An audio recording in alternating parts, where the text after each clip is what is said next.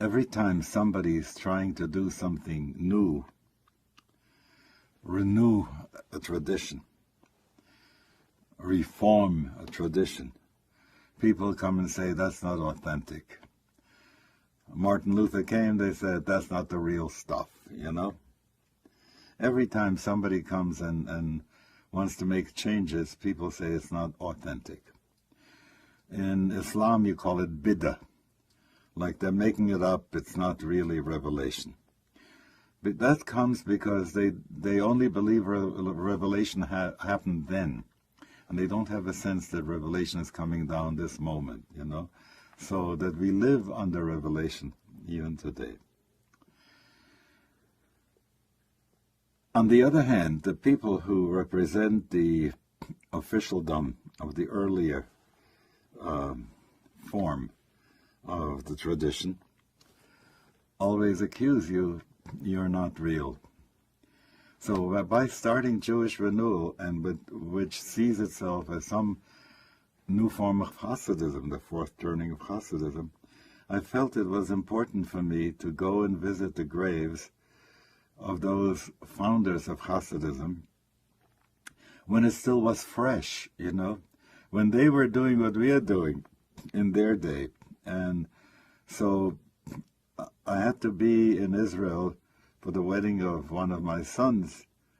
So on the way back, I went to Kiev, and there someone took me around to the Hasidic graves of the Baal Shem Tov and all, as many of the other people.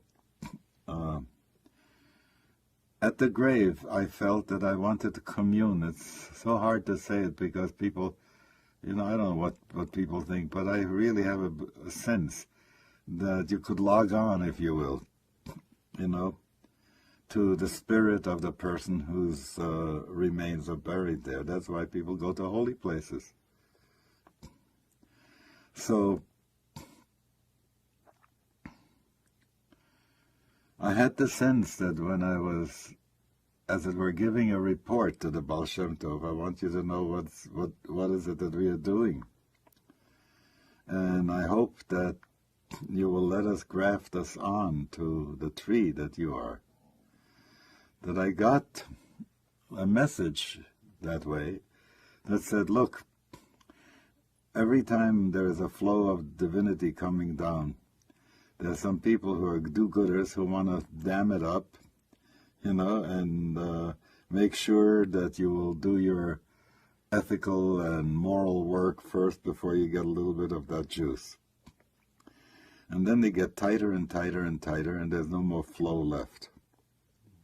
So I had to dig under the dam, I hear from the Baal Shem Tov, to open the flow again, and you did the same thing. And so I consider you to be connected to what we are doing too. That was very important. I brought this back to my people here too. There was a Hasidic master known as the Slonimer, who wrote a book, 7 books, a series of books, on the issue of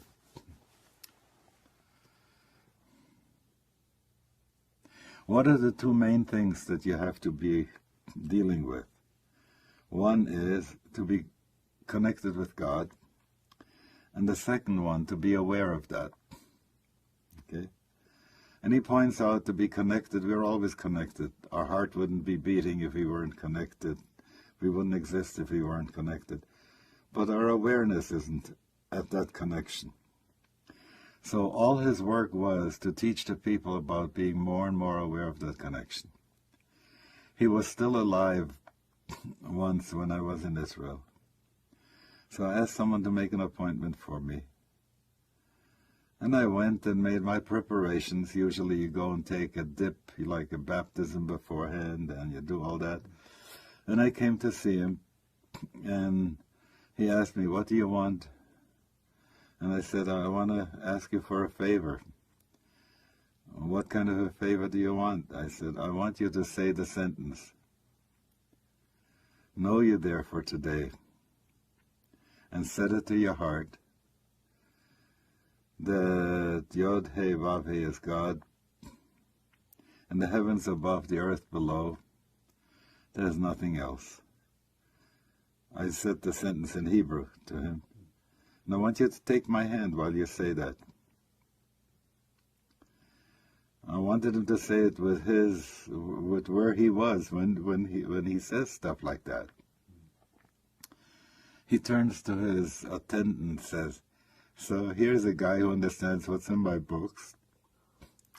Took my hand and put it to his chest and talked to me for 20 minutes. It was a transmission, and when I came back, I wanted my rabbis to receive some of that juice too. So that's how it goes, you know. Transmissions are important, initiations are important, empowerments are important.